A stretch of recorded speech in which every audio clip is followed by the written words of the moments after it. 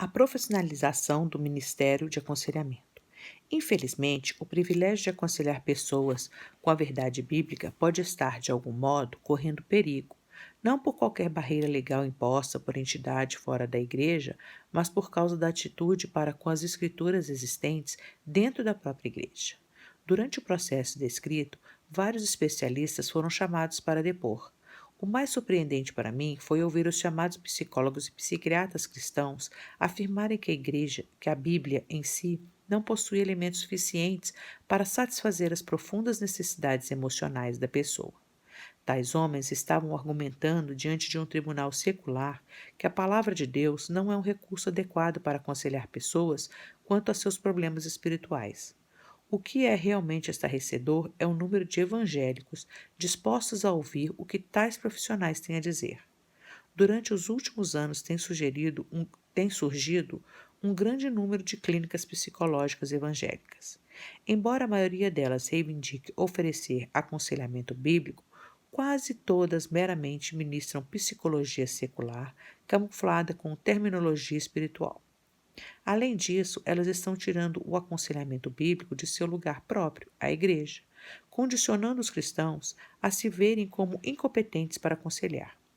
Muitos pastores, sentindo-se inadequados para a tarefa e, quem sabe, até temerosos de processos judiciais por negligência clérica, prontamente passam tais casos aos profissionais, permitindo que estes assumam a tarefa que costumava ser parte vital do ministério pastoral.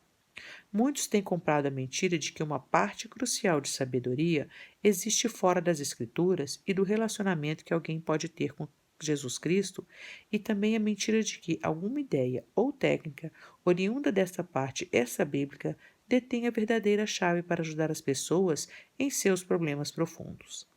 A verdadeira psicologia, o estudo da alma, pode ser praticada somente por cristãos, pois só estes têm os recursos para a compreensão e a transformação da alma.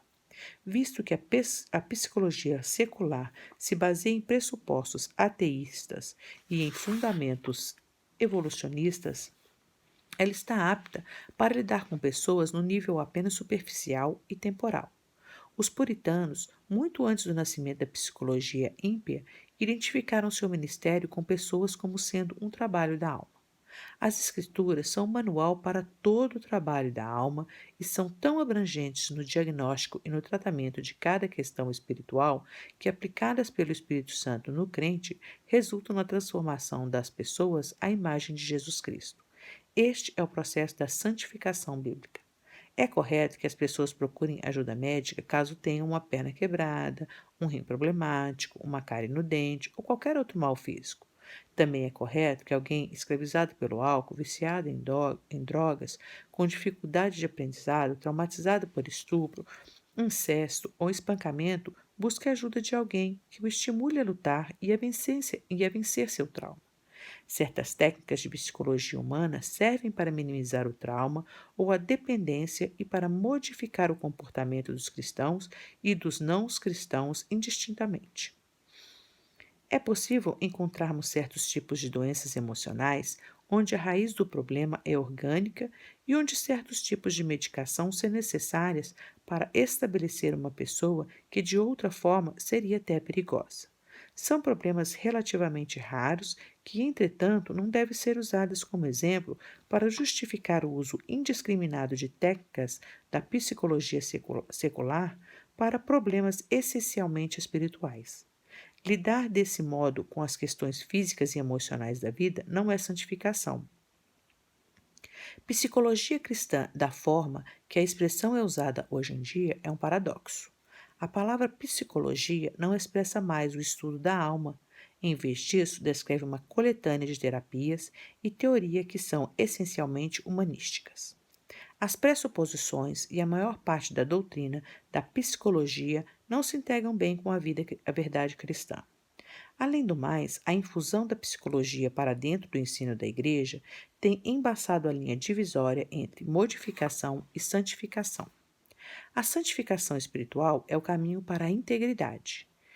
Será que voltaríamos tolamente as costas ao maravilhoso conselheiro, à fonte de água viva, para darmos atenção à carnal sabedoria terrena e às águas estagnadas do behaviorismo?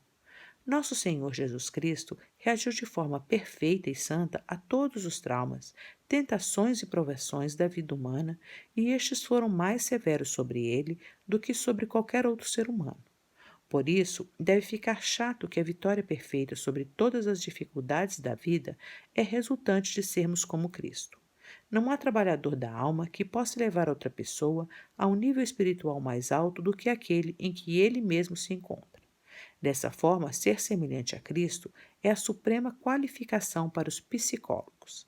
Se alguém for um verdadeiro psicólogo cristão, haverá de fazer o trabalho da alma utilizando as coisas profundas da palavra e do espírito e não perder tempo com modificações superficiais do comportamento. Por que um crente deveria optar pelo caminho da modificação do comportamento quando ele possui as ferramentas próprias para a transformação espiritual, tal como um cirurgião usando uma faca de mesa em lugar de um bisturi? O conselheiro mais capaz é aquele que, com muita prudência, fidelidade e oração, aplica a santificação divina, moldando seu semelhante à imagem de Jesus Cristo. Talvez não haja ameaça mais séria à vida da Igreja hoje do que a debandada para abraçar as doutrinas da psicologia secular. Elas são um emaranhado de ideias humanas que Satanás colocou dentro da Igreja como se fossem poderosas verdades de Deus e transformadoras de vida. A maioria dos psicólogos atuais são representantes do neognosticismo, reivindicando ter o conhecimento secreto que resolve os reais problemas das pessoas. Há até mesmo os psicólogos que alegam usar uma técnica terapêutica que intitulam de aconselhamento cristão, mas na realidade eles se valem de teorias seculares para tratar problemas espirituais, adicionando nelas referências bíblicas.